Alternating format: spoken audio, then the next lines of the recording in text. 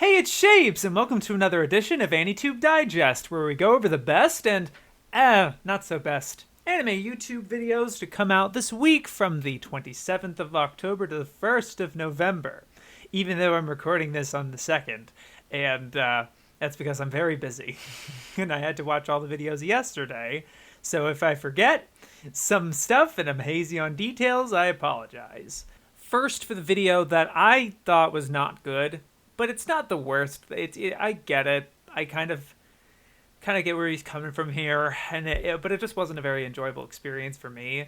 As I guess I should have expected it, maybe. KaiserBeamz put out a video on Violence Jack, the infamous Violence Jack that a lot of people are trying to have historically avoided. Like Bennett the Sage, this is like prime material for him, but he's made a point to never have talked about this particular series of OVAs. It's 3 OVAs. It's not like a 3 episode OVA. It's literally like came out very separate times by 2 different studios and stuff like that. And I liked that Kaiser went into the detail of that and talking about the manga in ways that I hadn't heard of before, and it was very interesting. But then when he starts talking about the actual things, it's really just plot synopsis, very similar to what Bennett would have. It's kind of what Bennett would have done covering these videos, but with like a little more historical backdrop. But yeah, he came off very miserable by the end, especially the end. Very sour taste because yeah, these are not. You could do better for violence and graphic horror and and the things that this this series is offering has been done better in other places. Even though this is such a huge influence on those better things, right? That's kind of the weird thing. And I just don't know. I just don't think Kaiser did the best job really illustrating it. I mean, keep constantly complaining about the production value and I don't know. I just didn't feel good about watching this. And it wasn't necessarily because Violence Jack itself is a wholly unpleasant experience. I think it really was just Kaiser wasn't invested in it or like selling it in the best way. Even though it's like, how do you sell this incredibly abhorrent, this is like 10 times anything in terms of like violence and everything like that. But I don't know. I feel like there could have been a better way to demonstrate those issues, I guess, or to articulate that without being like, I hated it, or, that's just kind of how it felt, especially by the end. He was like, I felt really exhausted. And it's like, I watched through all these twice, and it's like, ugh. And him feeling kind of gross about it and everything like that, it's understandable, but I wouldn't go forward with the video then. And I think that might lend to some credence of why people don't talk about it or make videos on it. Because it's very easy to just be like, yeah, or you know what I mean? So I don't know. This is obviously my perspective, and very predictably, if you're talking something, I'm not necessarily saying it's a bad video because he's talking negatively about Violence Jack. I haven't seen Violence Jack. I don't know shit. And I mean, it doesn't look great. It definitely sounds right with like how he's describing it, but there are ways to make it entertaining and funny or insightful, and maybe try to really ask tough questions of like, why are they doing this, and not just assume it's for titillation. I like that he made the comparison of one of the OVAs that is the most egregious and the most kind of like damning. The idea of comparing the scene in the manga to the anime, that communicates the idea of rape. There's a lot of rape in this. Communicating it in a non-titillating fashion and giving like, there's no justification for rape, obviously, not like an actual but like give like the villains some motivation to do it, and not just because they can, right? I think you can highlight that illustration without coming off miserable about it. It's like, oh wait, they have to do this, and you know what I mean, and feel and like suffering through it. I think if you talk about it more constructively and passively, I guess, like, don't like detach your disgust for it, basically. I think there are ways to talk about it or communicate it, or at least be in some entertaining fashion. but it really was just describing the whole plot for you. Kaiser. And I mean, the history was good. I think that was the best part of the video, is him talking about it in a macro sense. But that's about it. I don't think there was much value to it. And like, yeah, I think that's the shame about it, and it's why I don't necessarily always like looking forward to these sorts of things. Like I mean, yeah, I'm someone that's like trying to find the positive and stuff, right? So, I mean, of course I am. But yeah, that wasn't doing it for me. The way his other videos, I think, have slightly better, that he doesn't wholly disagree with, right? But like, he has problems with it, and he's able to communicate those well without it coming off like miserable. Basically, it's like that idea I've already shared in other videos. This talking about other videos where it's like, if you're gonna sound miserable, the audience is probably gonna feel miserable too, right? You have to kind of convey the same energy to get the audience to feel what you want them to feel, right? That's just my feelings on it. Feel. But now for some videos that I thought were decent.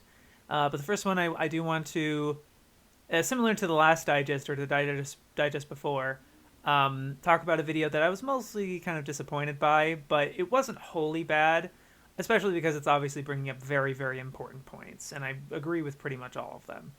I just don't think this was the best that they've done, that I've seen them do in the past. Very recently, too. I was not the keenest on this Cartoon Cipher video. Does representation matter in voice acting? I think the biggest absence that I felt in this video, I mean, I liked all the interviews and clips and snippets that they had for various voice actors and stuff, but I don't know if it was because they were trying to avoid copyright or there wasn't a good way to integrate it. But all the examples they talk about where, you know, a black actor doesn't sound black enough, or because they sound black, it's a bad thing, and other people of color, LGBT, not sounding the same for the role, and thus having less opportunities for their career. It is a disproportionate representation in this industry, as in a lot of industries, I'm sure. But I think what was really missing from this was actual examples of their work. Like, I want to hear this actor play Hawks. I may not have heard that dub. I hadn't. I actually can't recall. I remember listening to the Miriko dub when that came out, and I remember that incredibly ugly trouble and drama with people thinking she didn't sound black enough when she was being voiced by a black actress. That's awful. That's terrible. And I think it would help to further dive into this idea if you had more of those examples ready, and to people to judge and listen for yourself. I think maybe if it started with, I get the idea of starting this video with the news headline and why you're making the video now, to make it kind of a relevance thing, with the announcement of Cleveland Brown being replaced and Apu being replaced, etc., etc. I think that was a good intro, but like, you could have also done some sort of experiments with, like, not experiments, I guess, but like, you know, examples of like, listen to this voice actor. Did you know they were black? Or did you know they were white? Right? Did you know this about them? And you could use that to introduce this idea of a lot of voice actors want anonymity, or they don't want people to know much about them. Because if they learn more about their identity or their background, they might lose out on jobs. And it was the case for some people. And or it was a vocal concern for someone like Christina V, whose actual last name is sounds Spanish speaking, and she was afraid that she wouldn't get roles because she had a Spanish last name, which is why she changed it. And that's crazy. I never knew that. And those are great examples. But like, I just didn't hear enough of their voices and their performances, and I just thought that was very specifically missing when you were talking about all these different examples. I thought it was talking a lot of vagueness, and I get you maybe just only, like, there was a lot of caveats of we're only just scratching the surface for this, but it's like, You could still go with a couple. There wasn't I don't think, I can't remember, a single one. And that was disappointing to me. But like the other thing with this one, that wasn't so much the case with the other ones, I felt. But they're similar. Here's the thing. With this one, it felt more like a rant. It felt more like a stream of consciousness, next point, without a structure. And reflecting on it, that's very much kind of the case for their previous videos on censorship and recasting. Both of those videos I very much enjoyed. I love those videos. And I was thinking about why I was thinking that. And I can't really point to what was so different about it. It could have been this potential, I don't know. It may have been the way Mr. AJ Cosplay performed this script, and there were multiple points where he was bringing himself into it, and he was giving personal examples and using his own voice, like, I'm this ethnicity and my voice has been mistaken for this sort of deal. It really seemed he was personally very invested in this subject, and that's great. I think that's important for you to give a shit, right? It's part of persuasion. But I think it came. I just thought, I don't know. There was something about it. It was harder to follow. It was harder for these points to stick and build on each other. It felt like a bunch of points being thrown at you, and you didn't know where to start, kind of deal. It didn't feel like a driving narrative, like this, thus, this, thus, this sort of deal. It just felt like a bunch of points. And I've only watched it through once, and I watched it yesterday, but that was what was feeling it to me, where I was like, there's some reason this feels less structured and less focused. And it's like, again, you have these caveats of like, yeah, but it's a big subject and we can't go too into detail on one thing. We want to make sure we cover as much of it as possible, kind of deal. I get that. There was a lot of, it ended up being a lot spread. It felt like it was spread thin, I guess. Maybe if you committed to this being, if you care so much about the subject, right? If you committed to it being a mini series of sorts, where it's like the first video you drop, it's like this, we're just going to focus on these guys for now, and we are going to focus on LGBT in a separate video, that sort of thing, or compartmentalize it, basically. If it is such a big, wide subject, I think you guys are in prime position to tackle it. Like, what else? When else are you gonna? Are you never gonna talk about these subjects? Of course you are. It's such a huge part of voice acting in this industry, and you guys care about it a lot. So, I just think that this was too much at this point. I think it was. I think because of like so much you were juggling at once, and so many points you were being thrown at, I just felt that it just felt too messy for me. And it's the same sort of like tier of editing, and I know Mr. Nice Guy helped you out on this. I'm not sure how much, but there was something with the clip selection with this one too, where there was like a couple too many instances for me where I was like, why did they show that there? Like, what are they trying to do here, kind of deal. I get these sort of videos call for, like, this choice is consistent with your other videos for more the recasting video and the censorship video. I definitely get that, but I don't know. There was that was difficult for me to parse. The editing wasn't as, like, I don't know. It was a very hard thing to describe, I guess. Where it's like some of the clips, it really, I get this script is probably a real bitch to edit for, like a serious pain in the butt, because like, what do I show here, right? It's like, huh? I feel that, but yeah, I just don't know if it all came together in this instance, which is can't win them all, I guess, but. Yeah, I liked it again. I'm very happy you're bringing it up. I hope you bring it up again in a more focused video, and more like, let's focus on these voice actors, for example. let's like, I would say it would be very interesting to track the history of a particular voice actor and their journey, and why they got to where they did.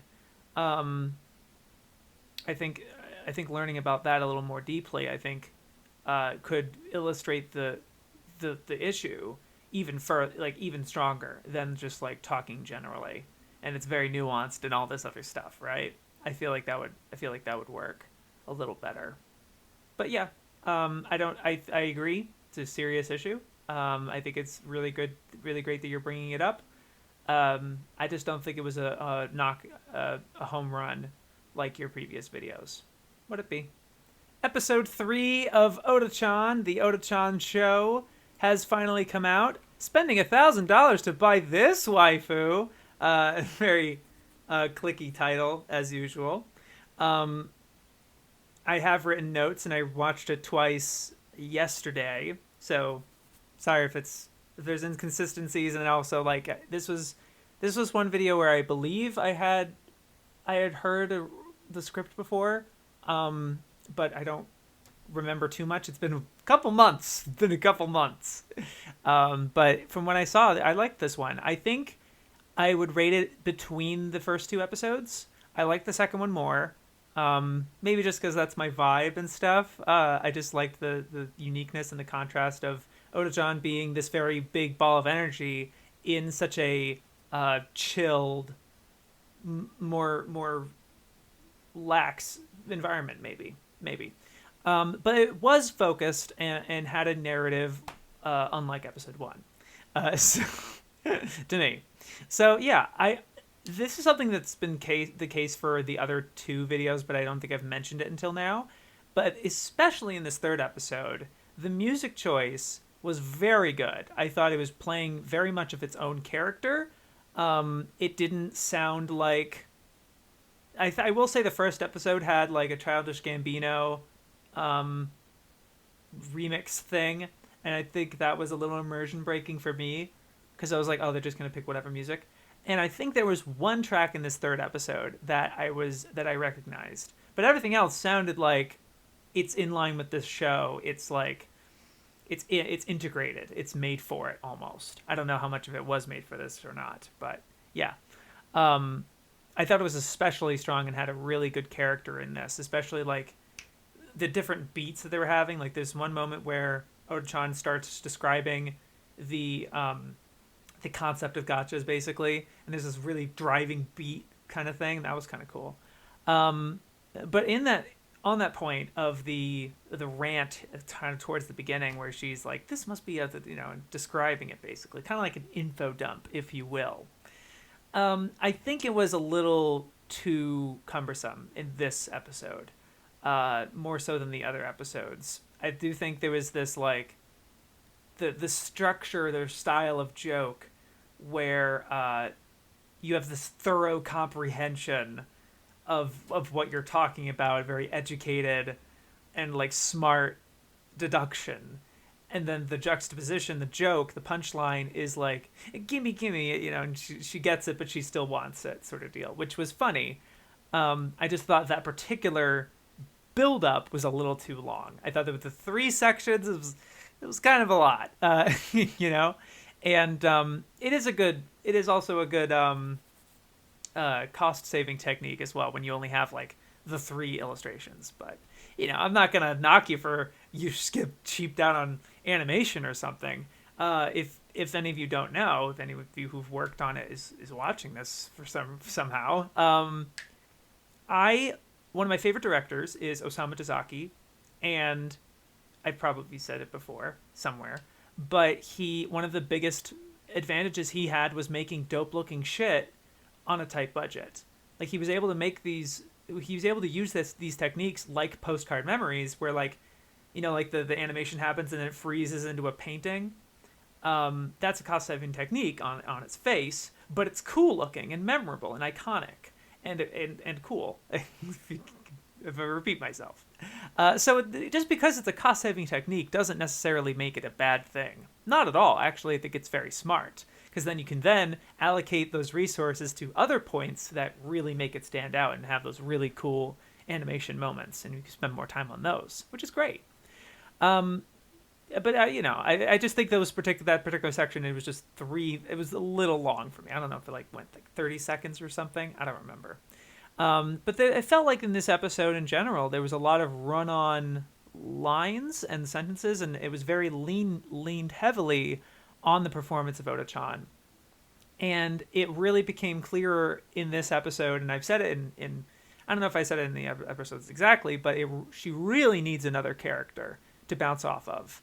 And Cam is good, but she didn't have a whole lot to do in this episode. She kind of is the one who's starting to play the game, but she's not really reacting, or we don't know how invested we are that she is in it. There's not much character in that. She's more like the I hate to say plot device because it's a very buzzwordy thing, but she's just there to do that.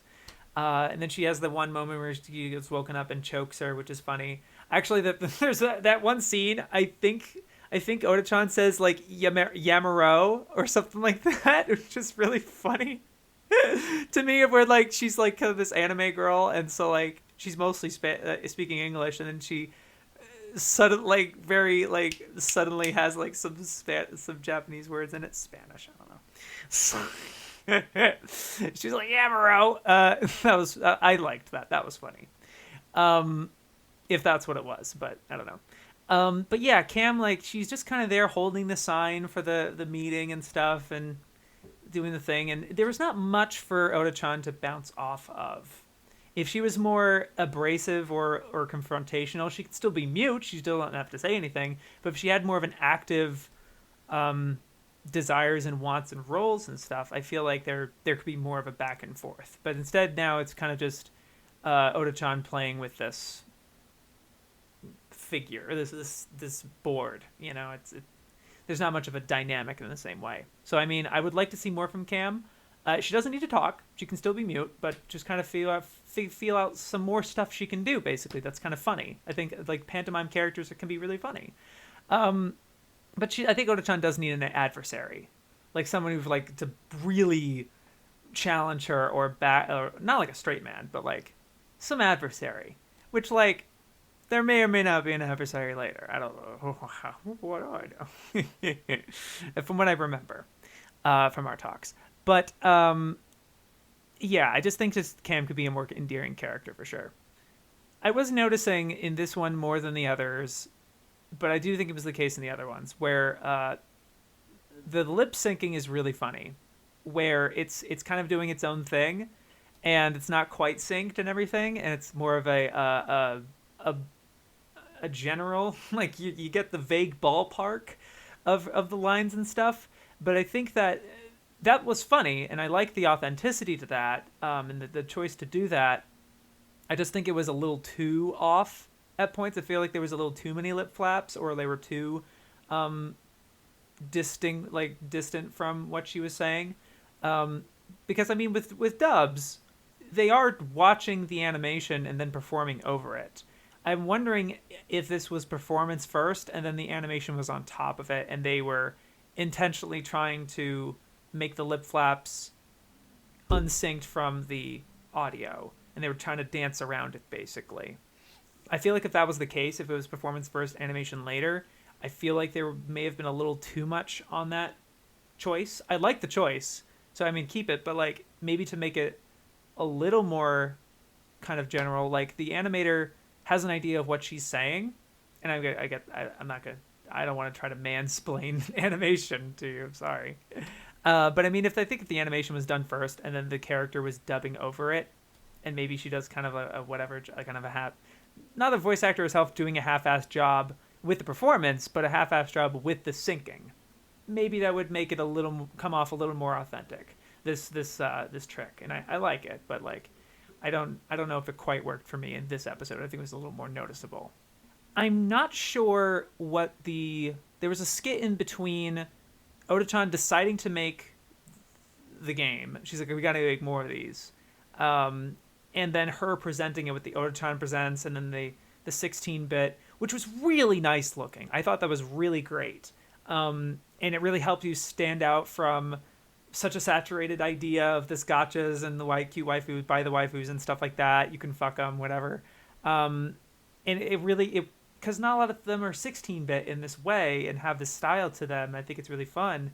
And it was relatively, I imagined it was a kind of a cost saver in a way, because it's not like full animation, right? It's a little, I imagine it's a little more cost efficient. I don't know. But I thought it was generally a really great idea, and I thought it was really fun and interesting and very authentic. I think the voice performance with making the distortion that she had in her voice was really good too. But like there was a skit where there were like the portion where they introduced Plan B after the eye catch, after like the ad basically. They're like, okay, waifus, we can anthropomorphize anything and they'll become a cute waifu, whatever. And I think that point was getting across, but then it didn't feel like it translated super strongly into the final game idea. It sort of did, but it didn't click for me until like my second watch. I wasn't really following it in that way. I don't think the resulting game leaned far enough into this idea of anthropomorphism, which is funny. I think it's a great funny idea because it's really lampooning this idea that anything can become a waifu sort of deal. And then like the resulting is like trash can beats hairbrush or whatever. And I just think that could have been leaned a little more into it. I felt like the iconography used in the actual game preview with the 16-bit and all that, I don't like, the girl had a chainsaw, but I didn't make the connection until my second watch. Like, oh, she is a chainsaw, right? Or like, I think the one that really clicked was like girl in trash can. She was just a trash can, but I don't think it clicked so much with anthropomorphism my first watch as it was, that's just a funny joke in general, like the girl is just a trash can or something. That's just funny. But I don't think it supported those two things, you know what I mean? So I don't think it flowed very well. So like at the very least, it wasn't clear to me. I didn't fully get that build up, that link from that scene to the game scene. You know what I mean? But I liked the idea for the anthropomorphism and everything. That was funny. And, pitching it in general, I thought was good.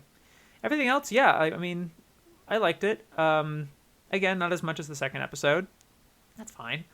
But yeah, those are my notes. I'm looking forward to episode 4. I think knowing what I know of episode 4, and I can't even remember 5. I actually can't remember what you were thinking 5.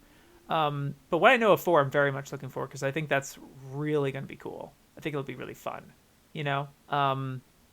at least very engrossing and engaging because of what I know about it. But it might be different now, so who knows?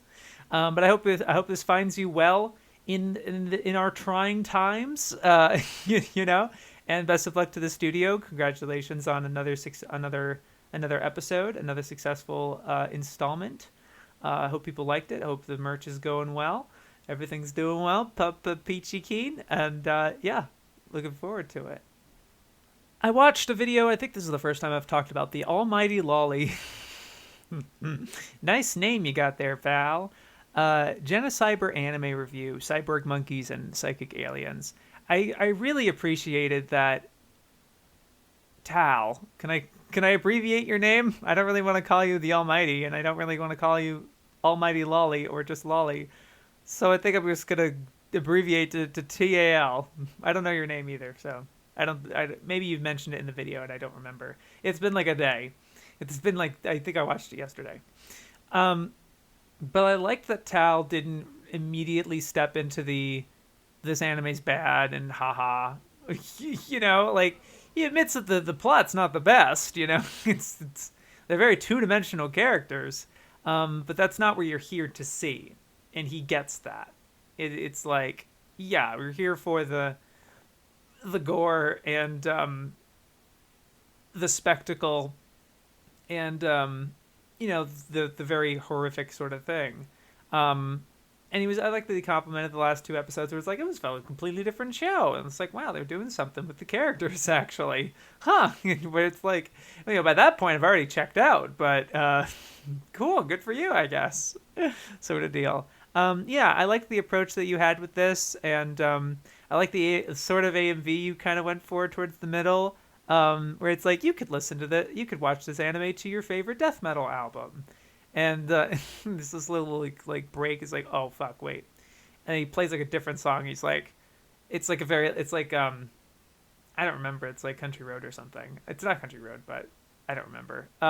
It's like an old American song, and he's like, oh. Well, I'm going to keep it on. I like it. And I'm like, yeah, you will. Yeah. I liked those vibes. That was a fun video. I was like, yeah, good positivity for GilLiesHere, even though everyone beats up on it and whatever. It's easy beating horse. I like to see those sort of things without like bullshitting either, where it's like, yeah, the plot's not great, or you know what I mean, and like you're being honest about it. But you sound like you enjoyed it, which is great. And it's like, that's what I would rather listen to, personally, to subtweet another video I just talked about. But would it be? Yeah, nice one. I can't believe it. Najbeb, who is a patron of mine, put out a video, and he hasn't put one out in a while. But it's about quick thoughts on Aim for the Ace from 1979, the movie. Aim for the Ace movie, one of my favorite anime films, or just anime anything, really. TV series, it's a franchise, I like the TV. So I think Najbeb's only seen the movie. He didn't see the original series, or 2, or... Obviously you didn't see 2 if you didn't see the original. It's like, yeah, okay, fair. And that was interesting to hearing from that perspective, because I feel like 79 is even more impressive when you watch the original, because the original is so older, and I don't like the older anime, whatever, but it looks its age for sure, and but I still love it. It's a great show. I loved watching it. But then like seeing that 6-year gap, and then going to a movie and seeing Sugino and Dazaki, and I think Kobayashi's on this one. I'm not sure. I'm pretty sure. All three of them on the top of their fucking game, and they're retelling the story, and it's infinitely more it's that much more visually arresting and everything, and a very complete, concise story. God, it's incredible movie. But about this video in particular, I liked that Najbeb was very openly mixed on it. Like, he liked the movie a good deal, but it's wavering between loving it, like nine or so, or loving it even more, or being frustrated by it, by certain aspects, specifically with Munetaka Kochi, Oni Kochi, the main character's coach, and the kind of the new coach and everything, who very aggressively trains the main character, and is kind of pretty abusive, fairly. Nothing too like he never physically assaults her, or does anything weird, right? But he's very tough, and is like very uncaring and unflinching about hitting balls over the net and having it hit her in the face, right? He's like, get up. It's like, ugh. Aim for the face. And it's like, why wasn't there anyone who was stopping that, or like saying, hey, that's kind of fucked up, in the same way? And I thought there was interesting questions that he brought up, for sure, that the film doesn't really address. And I talked to him privately about it, like, not privately, but like he sent this into our Discord, and we talked about it a little more, and I thought I articulated myself well there. But it's like, yeah, it's a very interesting point to bring up, but it's good to bring up. It's very helpful, and I think it's true to life, really, of coaches in sports, where they don't know the line to cross, and players don't know, because they don't have any frame of reference. They don't know what's kosher and what's considered abusive or too far or anything. And this whole time, other schools might be doing those same tactics, and at the end of the day, everyone wants to win. It's like, if this is going to make me get better, why wouldn't I do this? It's sort of deal. It's a very complicated question. But I like that Najbeb was able to come back after so long. Apparently he'd done like a couple shit posts and a couple other stuff beforehand, but this is a first post in a long time. but that was nice. I was happy got the motivation to talk about it. That was great. And now I'm gonna talk about the best videos of the week. Starting with just a small shout out because this isn't so much of a video as it is like a call out for something. But I'm just gonna use use the platform I have to spread attention to it. If you're a small creator and you happen to watch digests that don't have your name in it, you know, what would it be? Pause and Select has this no vid challenge, the November AniTube anime YouTube video challenge. Basically no vid November, and it's basically the challenge is to make a video at least 2 minutes long about an anime that does not have representation on YouTube yet. So like if it has like a review by some guy, that's fine. Like you can still make a video. Like if it's like you wants to make like essay videos, talk about what you find interesting, or critical or challenging or something about it. It could be really about anything. But the target is to get more representation for more anime because it's surprising how many anime are out there that have never gotten a video on them compared to some of these other anime that have tons of videos about them made exclusively about them. So that's the challenge that Joe from Pause and Select is putting out there, and he plans to if you include your if you send your video to him sort of deal, and or post or whatever, and it's part of this challenge for the month. He is planning to react to all of them. And I don't know about full react, but he's looking to talk about each of them, watch all of them, and talk about each of them, which is really great. I love that further discussion and encouragement for people to make other stuff. I'm looking to. I wrote a script, but like I'm not entirely sure if it's like appropriate for the challenge in particular. I'm not sure, but we'll see. I'm gonna make it either way, but not for a little bit. Hopefully this month though. But yeah, just wanted to point that out to you guys as a cool thing that he's doing. I saw the first installment in Abroad in Japan's. It doesn't have the series in the title. And it was yesterday. I watched this yesterday. I'm sorry, but the video is called "Inside an Abandoned Japanese Love Hotel." 4K. It's like okay, cool. But it's a video where Abroad in Japan is, I forgot his name. Is it Chris? Shoot. I'm so bad. I'm sorry. He is taking another trip to see Mount Fuji. And he's climbed Mount Fuji, but he has yet to see a clear view of Mount Fuji from a certain distance, right? It's always either been overcast or what have you. So he's bringing the anime man along with him, and he has this other guy with him. I forget his name, but he was really funny and cool.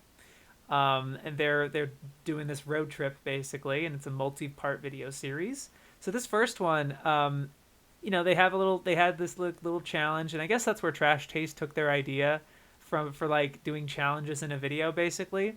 I think that's where they took this idea from because Abroad Japan does it.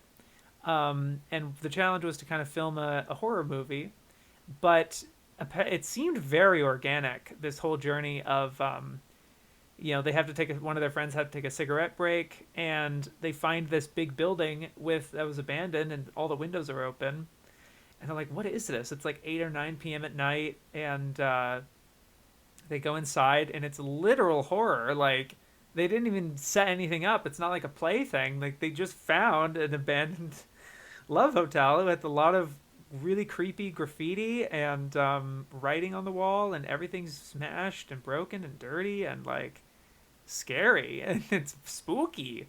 So that was their horror thing, and they didn't even plan it really. They had an idea for a horror based thing that they found that was sort of horror like in a quarry earlier, but like it was very like it felt very organic. I really liked the narrative that Chris, I think. I'm sorry. I just look up the name. I'm sorry. It is Chris. Okay. But I really liked the narrative he set at the very beginning, and because he has like this vendetta with Joey because Joey did this thing to him a couple years ago, so he wants to get him back, and he's acting for the camera sort of deal. That was really fun. And it was narrated really well and shot really well, obviously. Like he's really talented as a visual storyteller and an organic storyteller, kind of like, I guess that's, Sasuga vlog channel, right? It's kind of like Casey Neistat sort of deal. But like I thought it was really great and really fun and entertaining and had whole beats to it and everything. So I'm looking forward to the rest of this series. It's really cool. It had nothing to do with anime, of course, but I can talk whatever the fuck I want. You can't stop me. Ha ha ha. I was recommended this video by ErynCerise, which is the creation of Cutie Honey. It's the Maho profile for the Cutie Honey series, which is just part 1. And Erin's been doing multiple videos over the years, but it didn't look like she had made one in a while. Of like the old Magical Girl series, like she's covered Sally and Limit Chan and a lot of the older stuff, similar to what Core did, but like 40-30 minute videos on each one. It's like, okay. And so this first one isn't really like a part 1, as in like she's just covering Cutie Honey 73. She doesn't even start talking about the show until like the end of the video, and it just kind of stopped. That was kind of my only disappointment with it, was it just kind of ended, and it was like, that's it, go for next time. Like she started to talk about it towards the end, where like she was describing the different characters, but it didn't actually end up going into the core content of the show. So it's like, what is this 20 minutes for? It's basically the creation of it, and like where Go Nagai, the fact that Go Nagai was basically kind of commissioned to make this character for this time slot, and all the influence he was taking from, most of which I had never heard of. And I really like that she made the clarification that she's not the first action magical girl the same way people expect her to be. It's like there was things about like she laid out the very specific, like again, I'm sorry, it was yesterday when I watched this.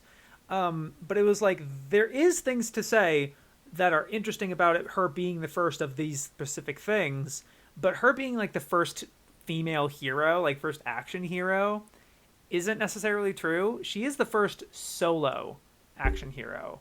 And that was it. The other one was that this was the first show with a female protagonist aimed at a male boy audience, because it ended up, for whatever, I forget the reasoning, but they moved the time slot from what it was initially going to be, which was going to replace stuff like Aqua-chan and Limit-chan and kind of the time slot that those shows had taken up earlier. So it was going to be one of those shows, and it was actually not going to have that much action or anything. And they instead made it for the time slot that Devilman used to take up. And that was more aimed for boys. And they had never had a series like this with a girl protagonist. So that actually probably influenced a lot of those decisions that it ended up making, kind of like the fan service element and the action and the big sword and everything, and that sort of thing. A lot of those choices probably came down to that decision. And I think that was very fascinating, and I've never seen a video really actually go into that, which I think was very valuable. So I think Erin did a really good job. I think she took a little too long personally. I was a little checked out as soon as she really started talking about, okay, Go Nagai was tasked to make this character in 1970. She started name dropping other people that I had never heard of, and I'm like, okay, well, what's this? It's not just I read this on Wikipedia and I'm just making a video on Cutie Honey, right? I think a lot of people, especially if you've seen so much anime YouTube, that's what you come to expect. But this is actual valuable, like, no, I looked into it, and it's like, this is how it was made. Here's the channel. This is what they used to air on that channel. This is what Go Nagai was making at the time. This is the influence they got this idea from like this idea of like the seven faces, or 7 characters. There's multiple TV series and other things that it takes from, and it's a kabuki thing, and it's a whole rabbit hole. It's a whole background to this. It's not like Cutie Honey just invented all of this out of thin air, which, like, yeah, nothing does really, not entirely. But I think that was so valuable and very interesting. I learned about this black and white TV show that was airing in Japan, I guess, or at least they heard about it. It seemed American though. They took the name Honey from. It was like Honey Smith or something. I don't remember, but it was like a Honey something. And it was a black and white TV show about a female secret agent that had all these gadgets, and she could kick ass and everything. And it was like, yeah, holy shit, why haven't I not heard of this? Like, why did I not know about this before? That's crazy. And learning more about that was really interesting. So this was a great video. I just was disappointed that it just stopped. Because it's just like, but now we're going to actually start talking about the 73 series. And then she's just like, thank you for watching. It's like, what? I don't know. That was my only thing about it. But I get it's a very long, she does label it part 1. It's a mini series, so that's good. But yeah, I thought that was really, really valuable and exciting. I just thought it ended too soon. Damn it, GilLiesHere put out another video. And it is an essay video this time. Damn it. Whatever. I don't like, I try to avoid talking about like a creator multiple times, like every week kind of deal. But then again, Gil's one of my favorite anime YouTubers, so what can you expect? What do you know? What do you do? Gil put out his second essay video, and this is for the r/anime contest, which I guess I can say I am a judge for, which is cool. I don't know many details beyond that actually, but the submission's probably closed by now, or it'll close soon or something. I think it's closed by now probably. But that'll be very exciting, and a nice crop of videos and stuff. That'll be fun to talk about, fun to judge. But so this is for that contest. So I guess I should probably reserve all my but like I put it in the best videos of the week, so of course I really liked it. Of course. But this is great. I guess I'll withhold my specific judgments, I guess, because I just realized that conflict of interest. Or maybe it isn't a conflict of interest. I don't know. Look, okay. I don't know if that's not kosher or not. I'll have to ask Kami afterwards. I'll DM you afterwards. You've probably seen it by now. But I guess I'll reserve my specific points on this, but it's a video on Midori Days. Midori Days, Otaku, Densha Otoko, and Moe. And it's a really small but really interesting observation about Midori Days, which I like. I like the show. It's very known as the very kind of meme-y, are you kidding? What the fuck, Japan? Kind of show with this guy, this delinquent's right hand. He can't get a girlfriend, so he's like, oh, at this rate, the only girlfriend I have is my right hand. And the next day, he wakes up and his hand is a girl. His hand is just a miniature anime girl, like torso up. And it's fun and cute, and it takes itself more seriously than you would expect. I think it's really cool and really cute and fun. But he brings up really interesting points about it that I do remember, and contrasting it with this other work. But I'll leave my specific points, I guess, for the contest, I suppose. But obviously, I really liked it. Of course, I liked it. Expect. I think Gil does a great job with this. I wanted to talk about this Trash Taste special. We tried real Tokyo drifting and failed. Look at these nice chokers. Look at these beautiful chokers. Oh no. So this is Garnt, Joey, and Connor taking to a real drifting course. It's a specific racing course with a bunch of curves and turns and stuff, and they learned how to drift a car like an Initial D or drag racing in general. And it was a lot of fun. And it didn't feel like 40 minutes. Like I was in the first part of the video, like when they were getting lunch. Like they basically document their whole day, and they were getting lunch, and I was like, man, I hope the video's not over yet. Man, I've been having so much fun. I hope and it was only like 19 minutes in. I'm like, based, let's go. It was really fun. It was a really like well-produced thing. And I think a lot of people were noticing it was like it felt very professional, like a real TV show or something, like Top Gear or something. And it was very well done. And the narration was really great. I thought the balance with all three of you, all three personalities, was really great. Again, you bounce off each other excellently. But then the narration didn't feel like it was so much one guy's idea or the other or anything like that.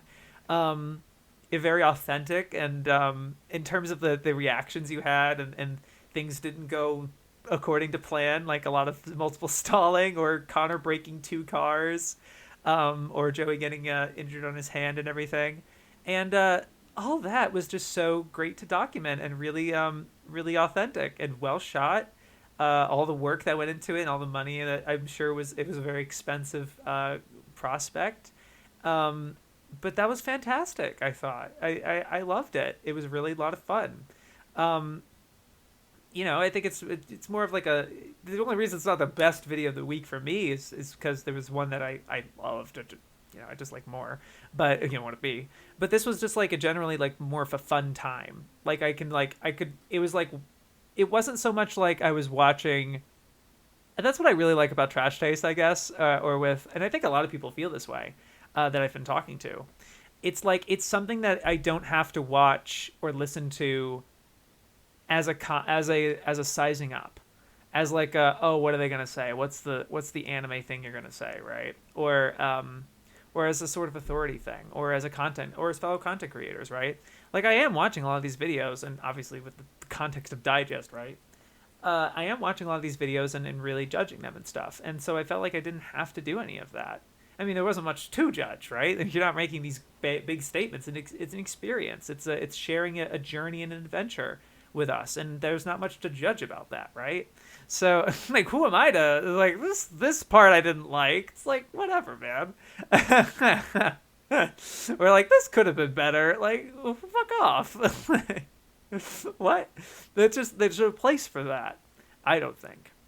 But yeah, I just loved it, and I'm so happy that went off well, and I'm looking forward to the next adventure.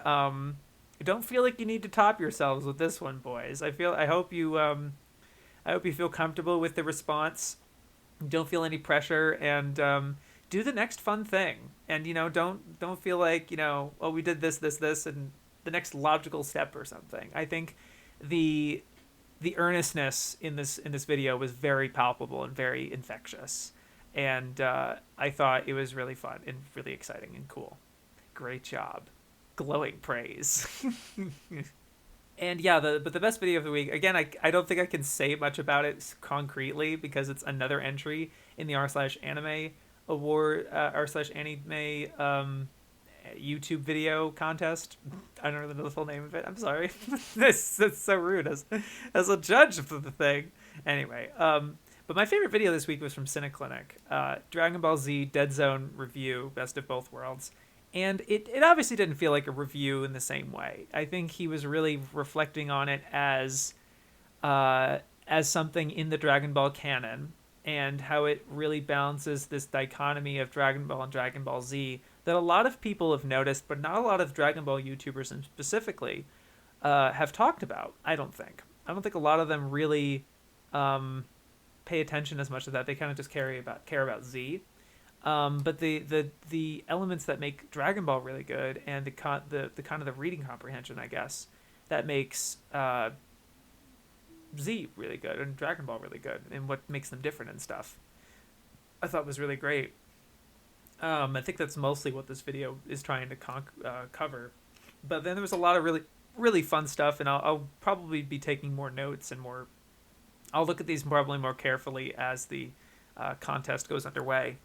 But from what there was, I enjoyed it the heck out of it. I like how refreshing a perspective TheCynicClinic is for this, because he just has a particular sense of humor and a background you can tell with like the amount of media he's talked about, especially like, to me it sucks, because like very often than not, people who talk about Dragon Ball and Dragon Ball Z come off to me as people who don't watch that much anime in general.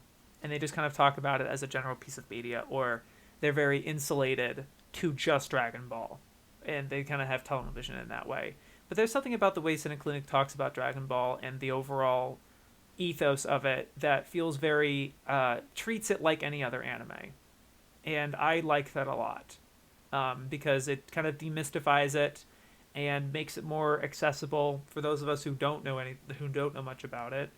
Um, and it takes it seriously. He takes it very like, treating it like any other anime means, to me, he's not just dismissing it as like, this isn't like your Dragon Balls, or you know what I mean. A lot of people, I feel like, since it's so mega popular and infamous and this whole thing, a lot of people kind of write it off, and I think Clinic was able to really have this very middle road, clear-headed approach to it, where it's like, yeah, this is what we're talking. I don't know. There's the approach to it, I guess, was very refreshing. I really need to watch his longer video on Dragon Ball, the nature of Dragon Ball canon in general, I guess. But the humor was great here. The editing is really high level and effort putting, and I love how it looks. And again, that's another thing with this, is like, you don't see many Dragon Ball videos like this that really put this much attention to detail in the video craft as much. So that's always very refreshing too.